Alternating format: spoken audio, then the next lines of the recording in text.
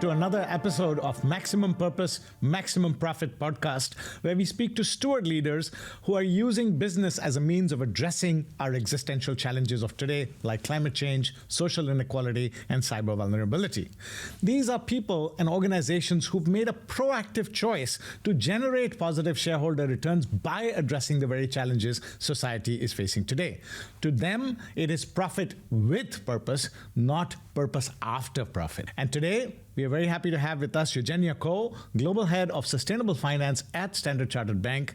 Standard Chartered is one of the winners of the 2024 SL25 or Steward Leadership 25.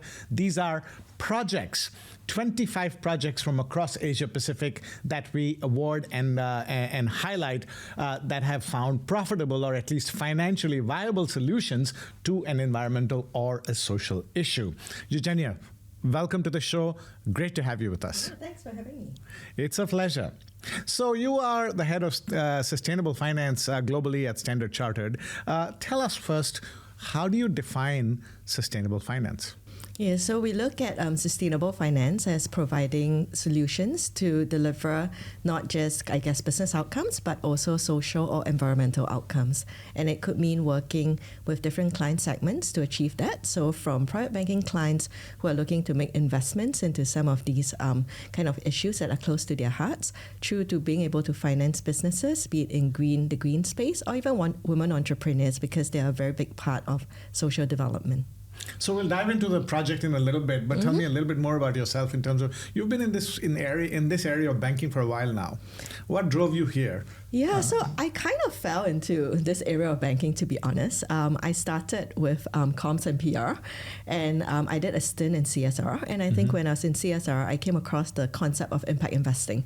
And that really fascinated me because, I do a lot of volunteering on the side as well. And, we do a lot of work in Cambodia. I've experimented with my own social enterprise. And I think I really see the power of capital markets in really driving efficiencies when it comes to philanthropic outcomes.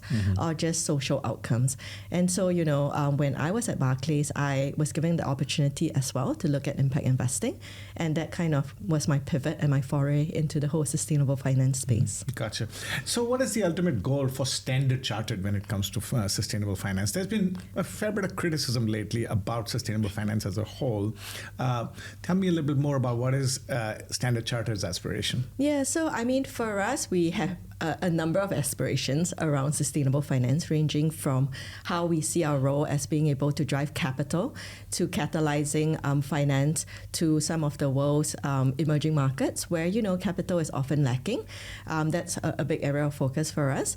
For my portfolio, there are two kind of key parts to it. There is driving kind of investments and really reaching out to, the individual consumer for the roles that they can play in contributing towards these topics, but also being able to finance women entrepreneurs. On the women entrepreneurs side, we do have an ambition to finance $1 billion of financing to women SMEs by 2028. And we launched a program called SC Win a couple of years ago in 2022. And so far, we've done over 300 million of financing. So the momentum continues. So the winning project that the entry that got you the award last year was the Women in Entrepreneurship program. What is that? Tell me a little bit more about that. Yeah, so Women in Entrepreneurship is part of a program from our foundation, and it's part of SC Futuremakers. And there, the goal really is to be able to empower disadvantaged communities. A lot of them could be women or people with disabilities, and to create employment for them and livelihoods. So there is a goal to be able to create kind of jobs for about 140,000 disadvantaged kind of individuals by 2030. And Women in Entrepreneurship is a key part of enabling that.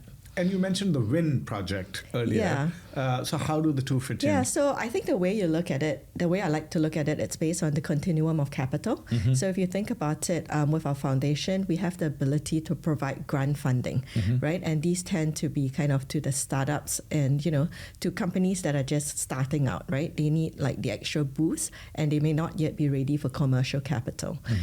As they grow through the support that, we provide them alongside the greater ecosystem, we're then able to finance them commercially. The commercial financing in the SME space is where SCWIN comes in.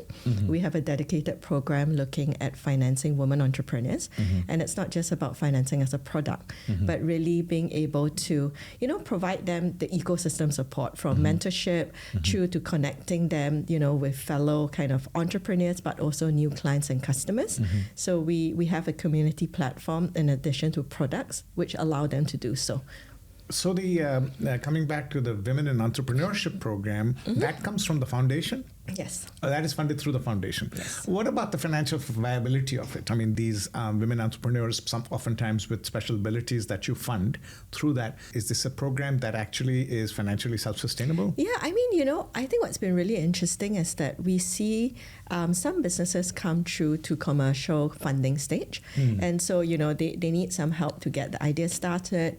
They could have a really good idea, but they just need it to be sharpened.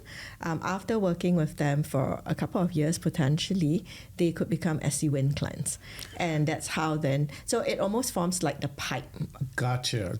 That sounds like, that's interesting. So the women, besides the seed funding, you also provide a whole lot of mentoring and coaching to these entrepreneurs. Yes. Talk to me a little bit more about that as to how does that pan out? So I'm, so-and-so is a female entrepreneur with or without a disability, but somehow disadvantaged, and they come to you and they get the seed funding. What else do they get? Yeah, I mean, very often they come with like an idea, right? And a concept that they would need help to potentially further structure.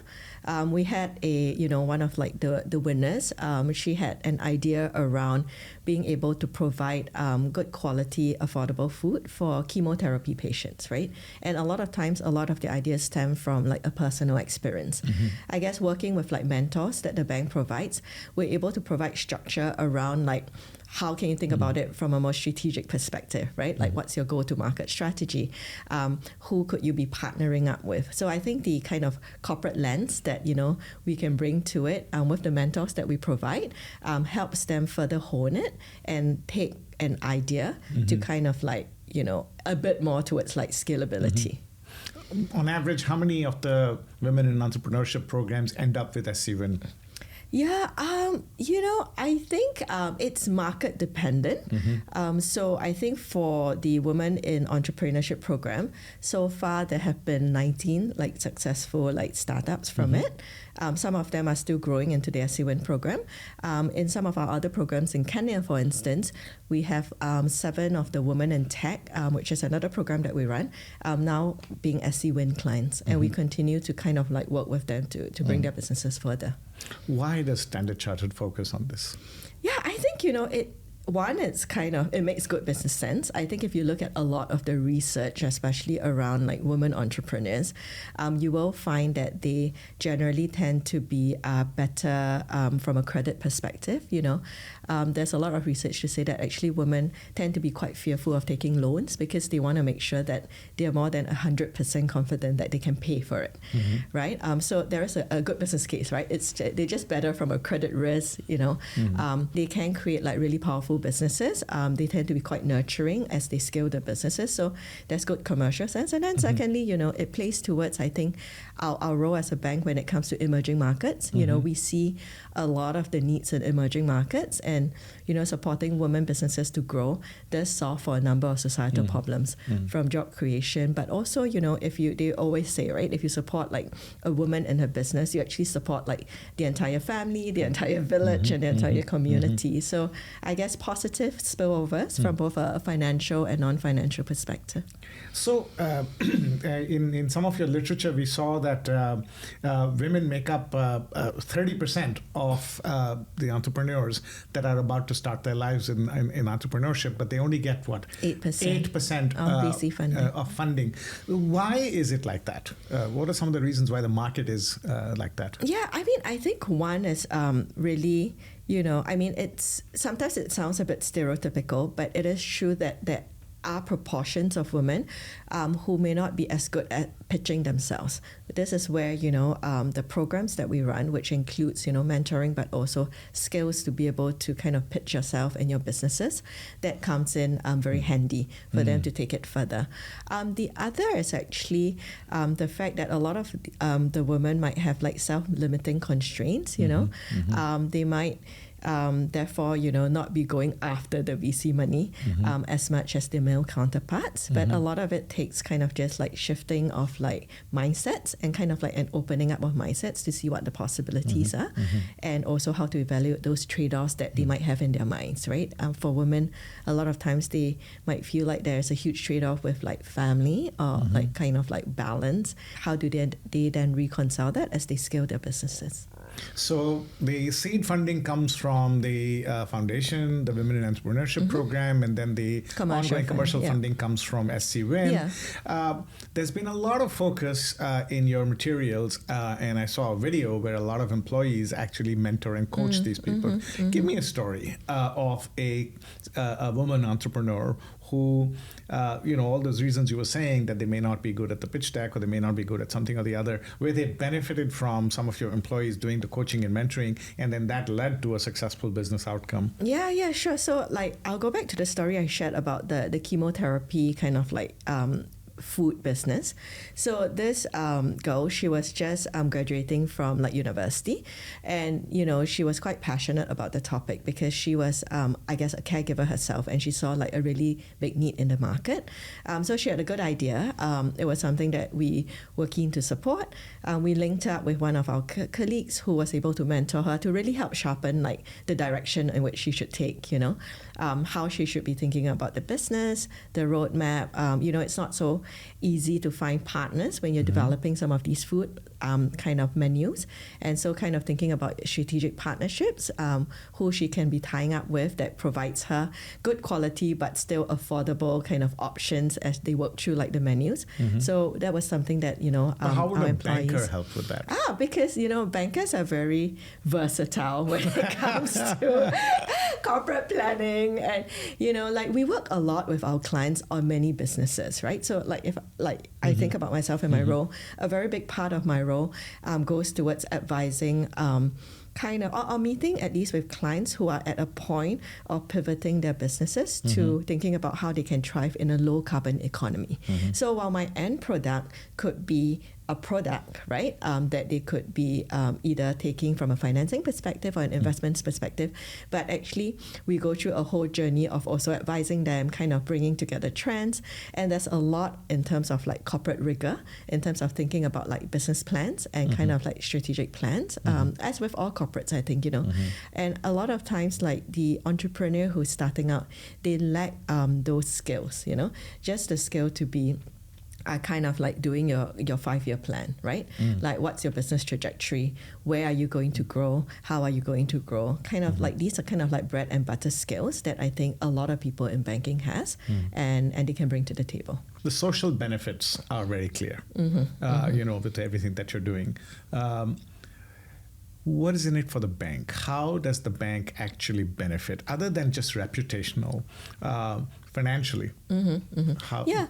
So like I said, we have given out 300 million, in funding to women entrepreneurs as part of the SCWIN program. All of this is commercial, right? So it's not grant capital. We're charging commercial rates, and as they grow, they do more with us.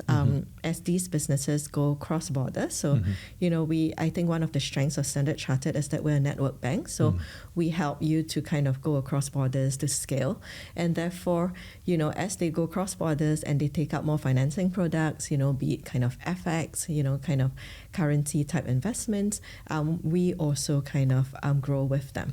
So it is a very commercial proposition. Talk to me about the origins of this at Standard Chartered. Of course, I mean, it's only a few years ago that Standard Chartered started focusing on these kinds of things, that we want to do well by doing good, etc. It wasn't always the case. So where did it start, and what's the push behind it? Yeah, I would say that it's always been in the bank's ethos, because our tagline is here for good, right? So perhaps... Isn't that a recent tagline? No, it's been around for ages. Is that right? Yeah, Okay. yeah. Okay. All right. Ages.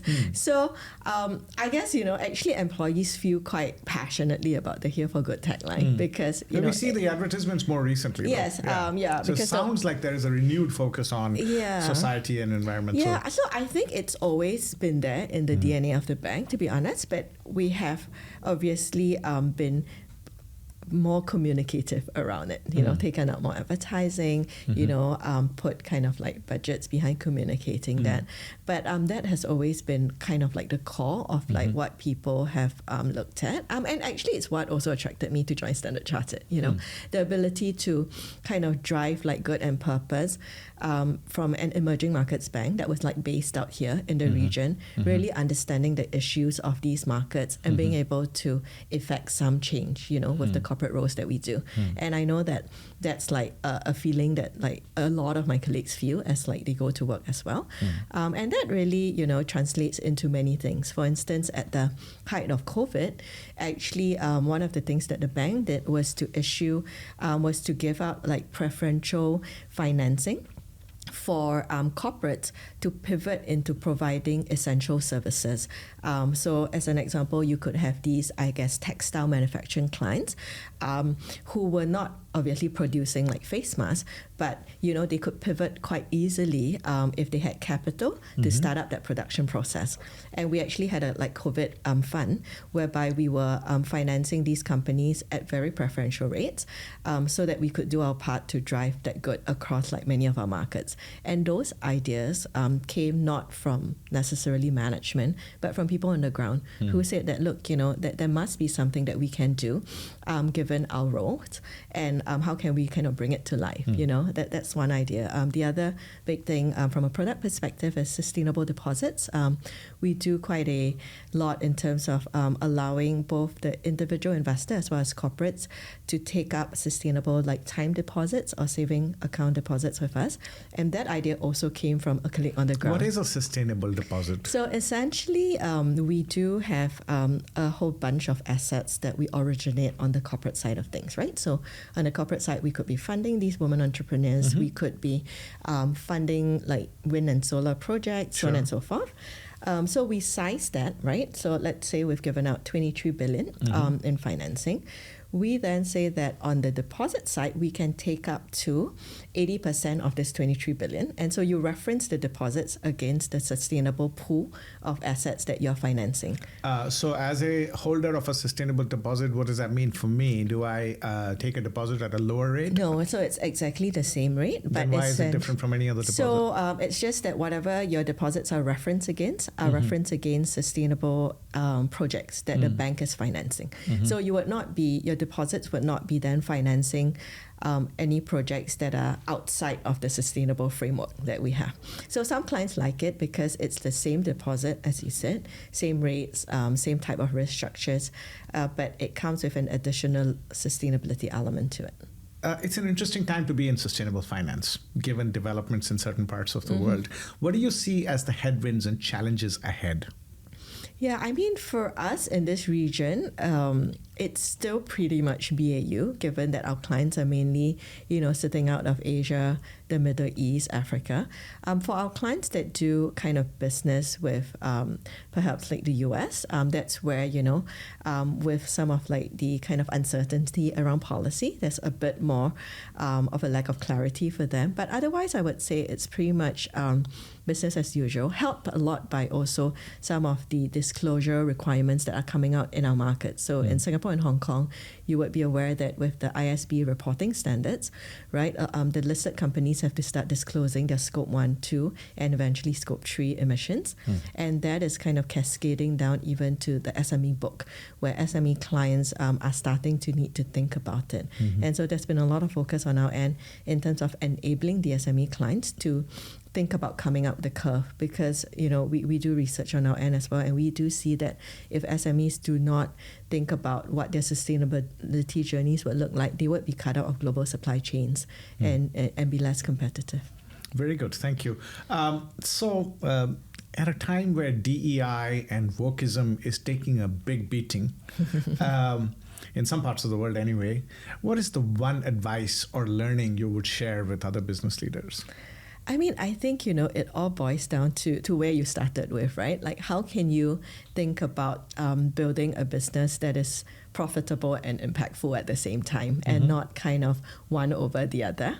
I think, being pragmatic about the things that we roll out, the things that we want to launch so that they can be continuously scaling because they are backed by strong commercials.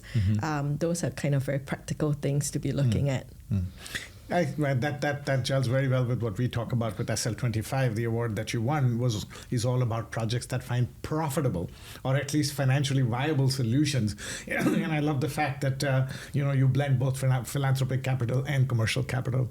Anything else you'd like to share with our listeners about either the Women in Entrepreneurship program or the WIN program or the SC WIN program? Yeah, I mean, I guess just to say that I think we the community platform is actually very important when we think about women entrepreneurs. I think they do look for support, and it can be quite lonely, I guess generally for entrepreneurs, but also especially for women entrepreneurs. So with the platform community that we've built, it's not just for our SC WIN clients, but it's for all women entrepreneurs who would like to be part of an ecosystem. And it's kind of just to encourage them to crowd into that so that they can also find the networks and the support that they need. Actually, I do have one more question. How did this originate? The combination of Women in Entrepreneurship and SC WIN, this whole idea. Take me back to the origins. Who thought about it? How did it emerge? Yeah, so I mean, as a bank, we do a lot in the women's space, right? So like the foundation, they do a lot of great work with SC women entrepreneurs. On the SME side, we do a lot of work with like SC WIN. And essentially, as we were continuing to build on our plans, and we do work quite closely together, we said, look, actually there's so much of an opportunity to bring everything together, right? And let's kind of crowd in based on the concept of like the continuum of capital, because that's something that is quite a common way of thinking about capital in the finance perspective, right? And applying it then to an impact perspective, if you then start from grant funding or seed funding through to commercial funding through to kind of bigger ticket funding, that's how you can actually help these businesses to grow. And it's thinking about like individuals, right, as they are, right? Because banking is actually all about a relationship business, right? So how can you look at a single individual who is starting out a business and help them grow with you across the different themes? Yeah, so I think that came out as we were kind of ideating around how we can go further collectively. So just actually a couple of years back, where we kind of like brought everything together. Got it. As I said, people have been doing it all along, but I think just connecting the dots, I think that makes for a very powerful proposition. Wonderful. So there you have it, ladies and gentlemen. The idea that steward leadership is all about creating a collective better future for stakeholders, society, future generations, and the environment. And here's another example of how, profit with purpose, the idea that you actually can drive profitable solutions to the most pressing problems of humanity today. Particularly, I love the idea of this combination of philanthropic capital and commercial capital blending together to not only make it a win-win proposition for both the clients and the bank, but to move critical elements of society further. Eugenia, it's been a pleasure talking to you. Thank you very much. Yeah, thanks for having us again. Pleasure.